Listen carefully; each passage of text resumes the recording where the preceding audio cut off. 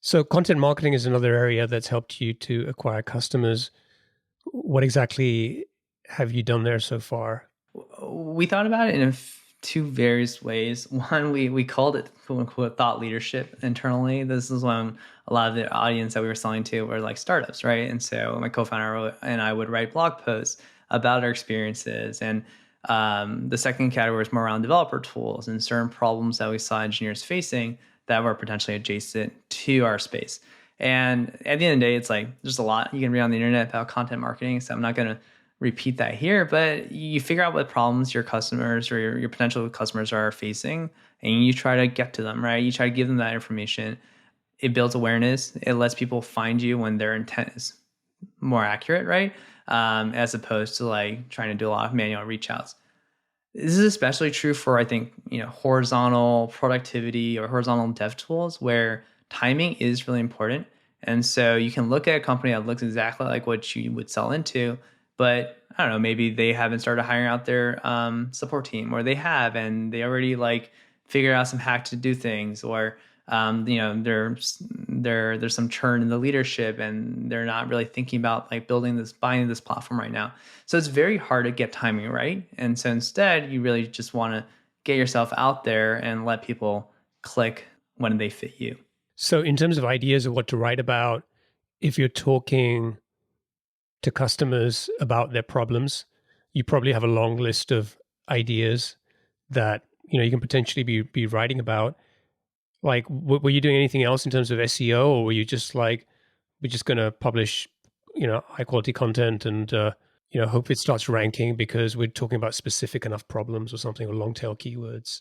There is a level of like technical SEO skill that you have to build up, right, as you do this. So no, it's not as simple as like just write good content, they'll come. You do like, we use Ahrefs a lot, right? It's a good tool for understanding keywords and how you're performing.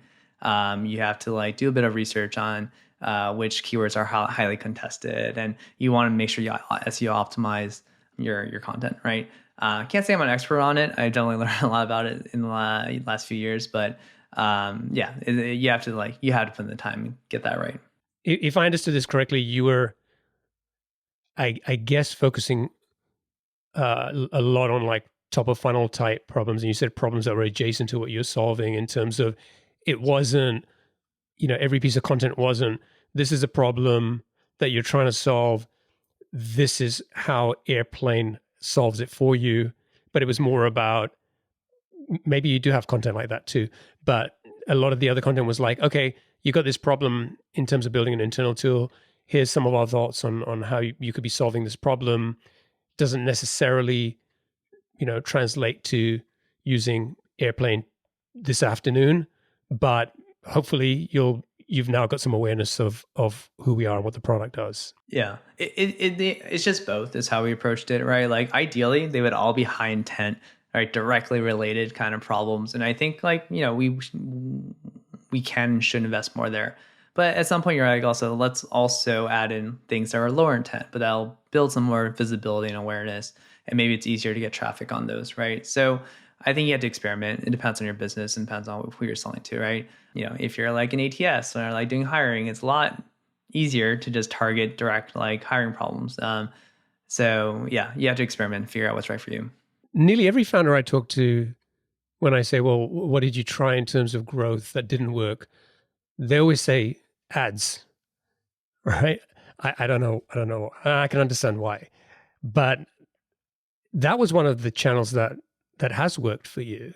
So where were you spending your ad dollars? And I will say it has worked in a binary degree. It is not working in a, I think it could be better in a sense, right? Like the beauty of Google's business is you can spend as much as you want on them and they'll figure out how to like show your ads, right? And then you'll measure the clicks, you'll try to attribute it, and you'll try to figure out, if was this worth it. For us, I think it got more complicated because all we had to do is close, like our ACV is like 20K, right? And so if we could spend 20K a month, if every month that got us one deal out of ads, it was like break even. And so you could spend 50K and get three deals out of it and still be unsure if it was like worth it, right? And so for us, it's a very like very broad fuzzy zone. I will say it did get our first like 5 largest customers in the door.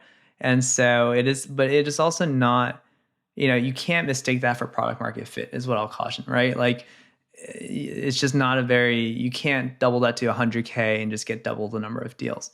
So it's a very valuable way of getting those customers and learning from them. But I'm not happy with that as like, our go to market per se.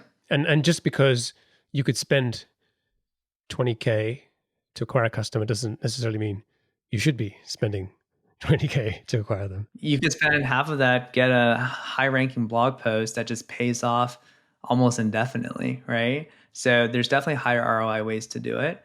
But there's some low hanging fruit there at the same time. You mentioned something about outreach, and one of the areas that didn't work in terms of growth was sending cold emails.